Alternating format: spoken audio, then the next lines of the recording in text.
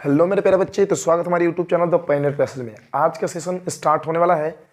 तो आपको बता दें कि सबसे पहले ये जो वो क्लासेस हैं ये ऑब्जेक्टिव की क्लास है। जो बच्चे 2023 में एग्जाम देंगे बिहार बोर्ड मैट्रिक का, उनके लिए इतनी महत्वपूर्ण ये क्वेश्चन है कि कहिए मत, इसका कोई जवाब नहीं है।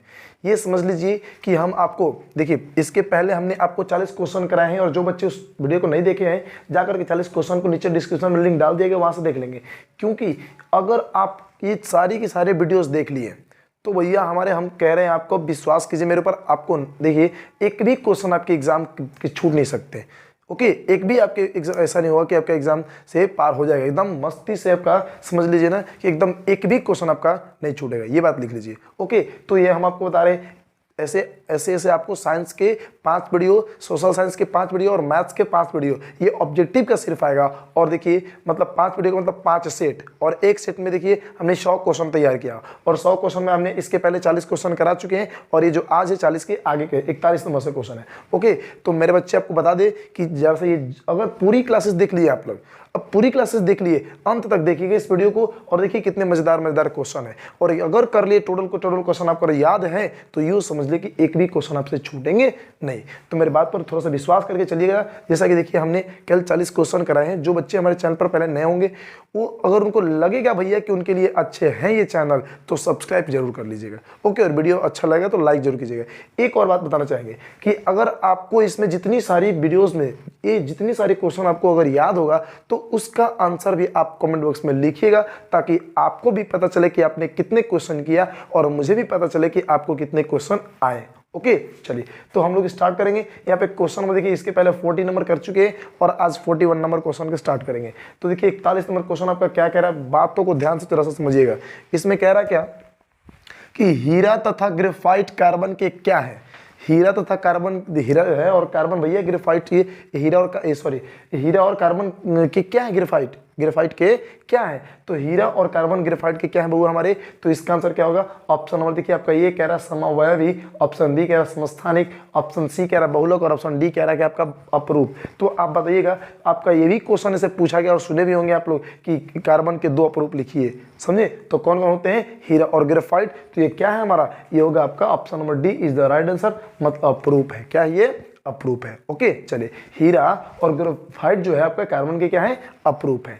जैसा कि 42 नंबर देखिए क्वेश्चन क्या रहेगा कि एल्काइन का सामान्य सूत्र क्या है। एल्कीन, एल्केन, एल्केनाइल, एल्केनॉल, ये सब होता है ना जी। तो उसमें इस तरह से देखिए भैया, इसमें से इस 4-5 में से एक तो फॉर्मूला आपसे जरूर पूछेगा।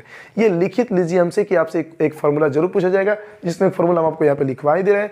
देखिए क्वेश्चन आ ही गया कि एल्काइन का सामान्य सूत्र क्या होता है भैया हमारे। तो इसका आंसर देखिए CnH2n या CnH2n-1 या CnH2n+2 या CnH2n-2 क्या होगा। तो इसका आंसर होगा आपका option number D is the right answer, CnH2n-2। Clear. अब चलिए, निम्न में से किस हाइड्रोकार्बन के 3 अबंध होते हैं। कौन से हाइड्रोकार्बन के 3 अबंध होंगे। ओके, आपका CH4 का या C2H2 का या C3H4 का या फिर C3H8 का। तो इसका आंसर क्या होगा, option number C is the right answer. Clear हुआ। ओके, देखिए बेंजीन का अणु सूत्र पूछ रहा है। बेंजीन का अणु सूत्र क्या होगा, ये देखिए तो CH4 C2H2 C6H6 C2H4 क्या होगा मेरे बच्चे। ओके, तो इस क्वेश्चन का आंसर क्या होगा, C6H6 बेंजीन का अणु सूत्र होता है। क्लियर। नेक्स्ट देखिएगा, कह रहा है कि निम्न में से कौन कमरे के ताप पर द्रव रूप में रहता है। कौन भैया ऐसा है। आप देखिए, आप तो डायरेक्ट क्या कीजिएगा कि यह डायरेक्ट अगर लिखने का होगा आंसर, तो भैया मारिएगा पारा, नहीं पारा ब्रोमीन, यही ना दो जी। लेकिन इसमें भैया ना धातु की बात कर रहा है ना अधातु की बात कर रहा है। ओके, इसमें कुछ बात नहीं कर रहा, बस ये सिर्फ कह रहा है कि निम्न में से कौन कमरे के ताप पर द्रव रूप में रहता है। तो आपको बता दें कि आपका ये एथाइन जो होता है, ये आपका कमरे का जितना नॉर्मल टेम्परेचर रहता है उस पर ये लिक्विड के रूप में रहेगा, आपका द्रव के रूप में रहेगा। ओके, चलिए 46 नंबर क्वेश्चन देखिएगा, कह रहा है कि मेंडलीफ ने अपने आवर्त सारणी में तैयार करने के लिए कौन से मापदंड अपनाया था। जब मेंडलीफ अपने पीरियोडिक टेबल तैयार कर रहे थे, अपना आवर्त सारणी तैयार कर रहे थे, तो उन्होंने कौन से मापदंड भैया हमारे अपनाए थे। तो इसका आंसर क्या, मतलब परमाणु संख्या या न्यूट्रॉन संख्या या परमाणु द्रव्यमान या मोल संख्या। तो इसका आंसर क्या होगा, option number D is the right answer, आपका मोल संख्या। क्लियर। नेक्स्ट क्वेश्चन देखिएगा कि किसी आवर्त सारणी में बाईं से दाईं ओर जाने पर, अगर हम आवर्त सारणी है जो हमारा पीरियोडिक टेबल है, उसमें हम बाएं से लेफ्ट से राइट जाएंगे, बाएं से दाएं जाएंगे, तो भैया उसमें द्रव्यमान क्या होगा, चाहे कोई भी चीजें क्या होंगी। तो इसका आंसर देखिए बढ़ेगी या फिर घटती है या स्थिर रहती है या अस्थिर रहती है, तो इसका आंसर क्या होगा? Option number C is the right answer. Clear? चलिए आगे देखेंगे ऑक्सीजन की संयोजकता कितनी होती है। लीजिए ये तो बहुत इजी क्वेश्चन है भैया, हमारे ये केमिस्ट्री के बहुत इजी क्वेश्चन है। ऑक्सीजन की संयोजकता कितनी होती है? कितनी बोलिए है ना, कितना होता है भैया? तो इसका कितना होगा? 17। 17? ओह मुझे तो दिक्कत लग रहा है, थोड़ा सा देख लीजिए चेक करके। ऑक्सीजन का परमाणु क्रमांक कितना होता है मेरे बच्चे? 8 होता है ना जी। तो 2 और 4 और 2 कितना होगा जी? 2 होगा आंसर। इसमें तो गलत दे रखा है ना, इतने तो लोग रहे गलत तो लिखे गए। ऑक्सीजन की संयोजकता कितना होता है मेरे बच्चे? तो आपका कितना होता है? 2 हो जाएगा। ओके, क्योंकि ये इलेक्ट्रॉन देखिए बाहरी कक्षा में इसके कितने इलेक्ट्रॉन होते हैं? Hydrogen, helium, lithium, beryllium, boron, carbon, nitrogen, oxygen, 8 होता है ना परमाणु क्रमांक। और भैया 8 परमाणु क्रमांक होगा तो 2 और ये 6 के रूप में क्या? 2 और 6 के रूप में टूटेगा भैया, 6 2 8 हो गया आपका। तो इसका मतलब कि 2 किसी और से क्या करेगा?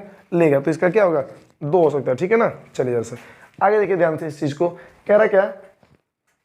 अक्रिय तत्व है। अक्रिय तत्व क्या है भैया? कार्बन है, हीलियम है, सोना है, हाइड्रोजन है, क्या है आपका अक्रिय तत्व? क्या है इसमें? तो आपका देखिए आपका अक्रिय गैस है ना जी।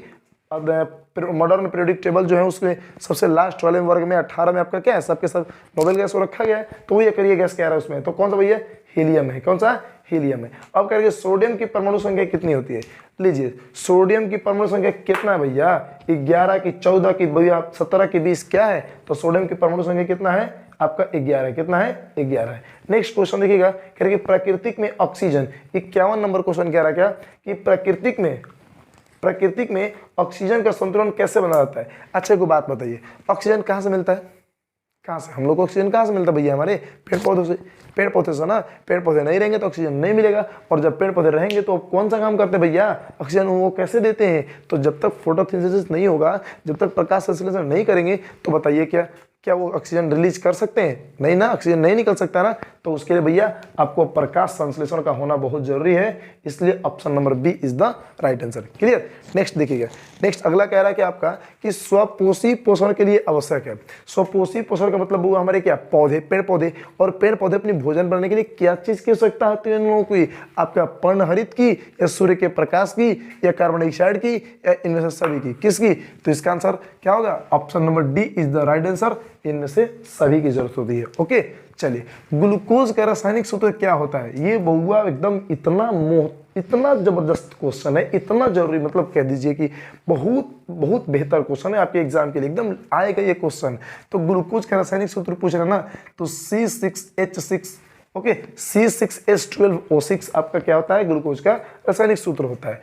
ओके अगला कह रहा है 54 नंबर में कि भैया मनुष्य के शरीर की सबसे बड़ी ग्रंथि क्या होती है? अग्न्याशय होगा, या एंड्रिनल होगा, या अंडाशय होगा, या यकृत होगा? कौन सा होगा? तो सबसे बड़ी ग्रंथि कौन होती है? ये आपका यकृत होता है। Clear? Option number D is the right answer.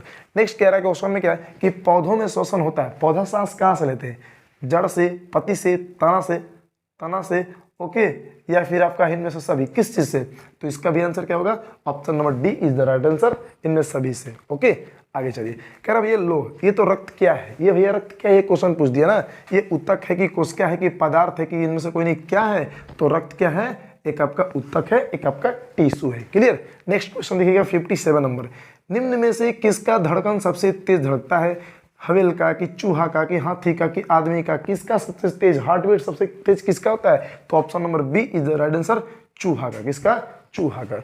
Next question देखिए कह रहा है कि 58 नंबर में कि एक स्वस्थ मनुष्य का रक्तचाप होता है। एक स्वस्थ मनुष्य का रक्तचाप कितना होता है? 90/60, या 200/130, या 120/80, या 140/160? कितना होता है मेरे बच्चे? तो इसका answer option number C is the right answer, आपका 120/80 होता है ना। नेक्स्ट क्वेश्चन कह रहा है क्या कि मनुष्य में वृक्क निम्न में से किससे संबंधित है? भैया वृक्क का, किडनी का हमारे शरीर में क्या क्या काम है? बोलिए क्या काम है जी? तो खराब शरीर के खराब पदार्थों को निकालना ना, मतलब किसको क्या बोलते हैं? उत्सर्जन ना। तो option number D is the right answer, आपका उत्सर्जन। क्लियर हुआ? ओके नेक्स्ट चलिएगा, हाइड्रा में पाया जाता है, क्या चीज पाया जाएगा? हाइड्रा में मस्तिष्क, तंत्रिका, मुख, स्पर्शक क्या होगा? तो हाइड्रा में आपका option number D is the right answer, स्पर्शक पाया जाता है। क्या पाया जाता है? स्पर्शक पाया जाता है। अगला कह रहा है कि पीतरस कहां से स्रावित होता है? पीतरस कहां से निकलेगा? यकृत से, मुख गुहा से, आमाशय से, छोटिया से? कहां से निकलता है पीतरस? पीतरस कहां से बनता है? तो आपको बता दे पीतरस कहां से? तो यकृत से। कहां से जी? लीवर से। क्लियर? यकृत इसको हिंदी में कहते हैं, इंग्लिश में लीवर कहते हैं। अगला कह रहा है कि मानव हृदय घिरा रहता है, मानव जो हमारा हार्ट है, जो हमारा दिल, दिल का हो दिल, दिलवा कच्ची से घिरा रहता है, नहीं हो, किस चीज से, पेरिकोर्डियम से, जाइलम से, फ्लोएम से, ओके, और प्लाज्मा से, किस चीज से घिरा रहता है भैया, तो इसका आंसर क्या होगा, option number A is the right answer, pericardium झिल्ली से। ओके, क्लियर हुआ कि नहीं हुआ, 62 नंबर तक क्लियर हो गया। इसके पहले भी हमने 40 क्वेश्चन कराया कि नहीं कराया है। अब चलिए सर, तो जो बच्चे उसको नहीं देखे ना, नीचे डिस्क्रिप्शन में लिंक डाल दिए हैं, जाकर उसको फिर से रिपीट कर लेके देख लेंगे। ओके, एक बात लिख लीजिए आप भैया, कुछ भी हो, इस जितने सारे क्वेश्चन कराना, हमको 80 क्वेश्चन एक सेट में होगा, 5 सेट लगाएंगे। देखिए 8 पंजे 40, लगभग 400 क्वेश्चन होंगे आपके, और 400 क्वेश्चन में से हमको नहीं लगता कि जो आपको करा देने के बाद अंततः लास्ट में आपको कोई एग्जाम का एक भी क्वेश्चन छूट सकता है। ओके, एकदम एक भी नहीं छूटेगा, एकदम एक भी नहीं छूट सकता है। देखिए आगे देखिए, कह रहा है कि मानव मस्तिष्क का औसत भार, जो हमारा ये ब्रेन जो होता है ना, ये ब्रेन, इसका वजन कितना होता है, ये क्वेश्चन में पूछ रहा है। 1 केजी की, 2 केजी की, 1.4 केजी, या इनमें से कोई नहीं, भैया कितना इसका वजन होता है, तो मानव मस्तिष्क का वजन होता है 1.4 केजी, मतलब 1.5 केजी। क्लियर, लगभग में 1400 ग्राम होता है। क्लियर हुआ कि नहीं, समझ में आ रहा है जी। ये आपके 63 क्वेश्चन हुए। नेक्स्ट क्वेश्चन की तरफ हम लोग चलेंगे, थोड़ा सा क्वेश्चन को समझे, थोड़ा सा क्वेश्चन को हम लोग क्या कर लें, साफ कर लें, यही ना जी। चलिए आगे चलिए, बोर्ड को थोड़ा सा हम लोग साफ कर लें। ओके, उसके बाद हम लोग नेक्स्ट क्वेश्चन की तरफ चलेंगे कि क्या कह रहा है नेक्स्ट क्वेश्चन। ओके चलिए,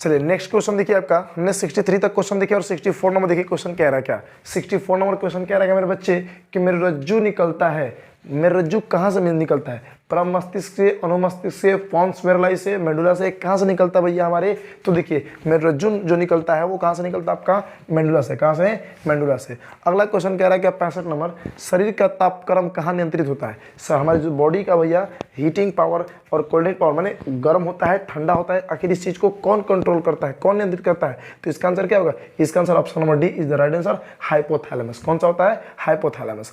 अब अगर देखिए 66 नंबर कह रहा है क्या कि निम्न में से कौन सी अनैच्छिक क्रिया नहीं है। अनैच्छिक क्रिया नहीं है का मतलब भैया कि जो इच्छा के अनुसार नहीं हो। ओके, तो इसमें देखिए ये आपका ऑप्शन नंबर ये B is the right answer, चबाना। ओके, अगला क्वेश्चन कह रहा है कि पॉन्स मेडुला और अनुमस्तिष्क ये किसके हिस्सा है।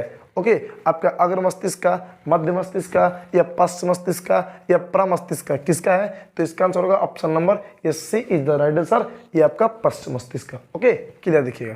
कह रहा है कि रुधिर चाप नियंत्रित करता है भैया, रुधिर चाप को कौन नियंत्रित करता है, ये किसके द्वारा होता है, थाइमस, थायराइड, एंड्रिनल, ब्रिसन, किसके द्वारा होता है, तो इसका आंसर क्या होगा, option number B is the right answer. Clear. Next question कह रहा है कि एंड्रोजन क्या है, आखिर एंड्रोजन क्या है भैया। एंड्रोजन आपका नर्लिंग हार्मोन है, मदरिंग हार्मोन है, पाचक रस है, इनमें सभी ये सभी एक क्या है भैया, तो ये आपका क्या है, option number A is the right answer, knurling hormone है। ये एंड्रोजन क्या है, तो नर्लिंग हार्मोन है। क्लियर। देखिए फलों के पकने को, देखिए फलों के पकने को कौन नियंत्रित करता है, जब कोई फल पकता है पेड़ में भैया उसको नियंत्रित उसको कौन करेगा, तो आपका ऑक्सीन, जिब्रेलिन, इथिलीन, कौन सा है, ये साइटोकाइनिन कौन सा होगा, तो आपका option number C is the right answer. फिर कह रहा है कि फूल में नर प्रजनन अंग है, फूल में नर एक सेकेंड जरा सा, ये क्वेश्चन मुझे कंफ्यूजन लग रहा है, थोड़ा सा मुझे देखने दीजिए इस चीज को। ओके एक सेकेंड रुकिएगा जरा सा।